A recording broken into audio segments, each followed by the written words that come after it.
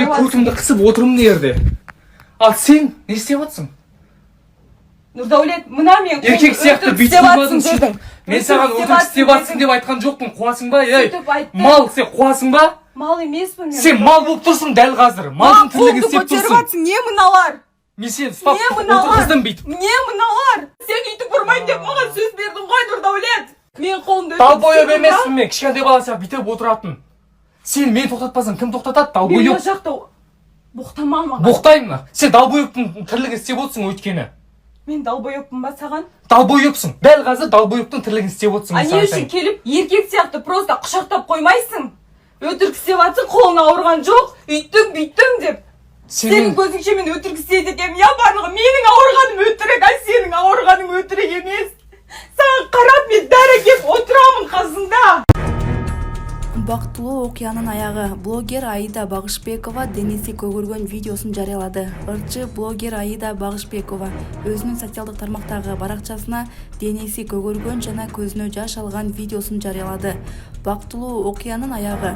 Эч кимди күнөөлөбөй, сөкпөй, урушпай, жөн гана бакыт тилегилечи суранам деп жазды видеонун астына. Белгилей кетсек, Аида Багышбекова казакстандык Нурдаулет Төлөперген аттуу блогер менен косул аяк телеберүүсүнөн таанышып, 2 жаш былтыр октябрь айында баш кошушкан. Булак супер кеже. Ла койшы, токтатсаң, токтатчы. Ла сиктиңдер го жан жактан. Ла мен бир ати бирөөмө кездесүү келген сыяктын. Эчтеңе түшүндүрмөйм да. Токтаса токтасын, мага баары бир. Кыска кийиндим. Алдымда отдым, үйгө апарып таста дедим ба, бирдеңе болуп, билмейм. Ол Нурдаулет экөөлөрүңүз жумуш жасап баштаган кезде ба или оган дейин ба? 18 бирөөү именно сол разговор оган дейин болду. Мен кыз эмеспин деп айтканым, оган дейин болду. Я помню просто. Потому что ол күнү биз Сифуланын офисинде жүрдүк, и мен Сифула менен жумуш жасап аткам ол күнү. Одан кийин жамбыр жауып кетти, и ол мени, по-моему, үйгө апарды. Да, үйгө апарды, сол күнү болду. Бирок ол кезде мен сен калап турам деген вообще аңме болгон жок. Мен просто оган айттым. Из-за того, что кыз эместер, адам эмес деген сыяктуу жеткизди. Мен потом айттым, мен де кыз эмесмин, ничего страшного деп. Короче, түшүндүрдүм оган моментте. После запуска деп күлдүм. Типа, мына жумушты, проектти бүтүрүп алгандан кийин барып, экөөлөрүңүз типа жатам деп уже сүйлөшүп алдыңыздар ма? Мен сөйтүп айттым. Аялыммен таныстырсай, почему-то ол кыз сенин касында көп жүрөт экен десем, таныстырмай жүрүп да. И вот соңу Аида. Бокта. И блокка ток. Куасың ба? Аузыңды жапшы. Сен Аруна. Давай.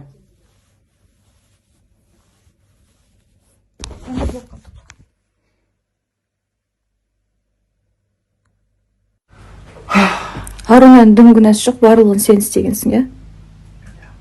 Е? Сен бардың үйіне. Тоқтабайық просто. Жоқ.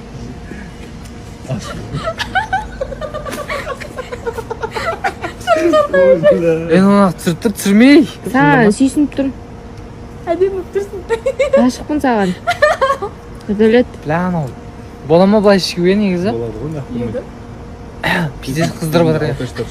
Чебушкашкин. Шешең үстіме төгіп алғанға кетші. Түсірмеші. Түсірме, Арон. Ғашық болып тұрмын саған.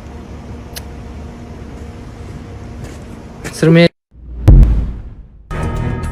Сенин жообуң жооп эмес, бред какой-то. Парламентте депутат Султанбай Айжигитов менен экономика министринин биринчи орун басары Чоро Сейитов кайым айтыша кетти.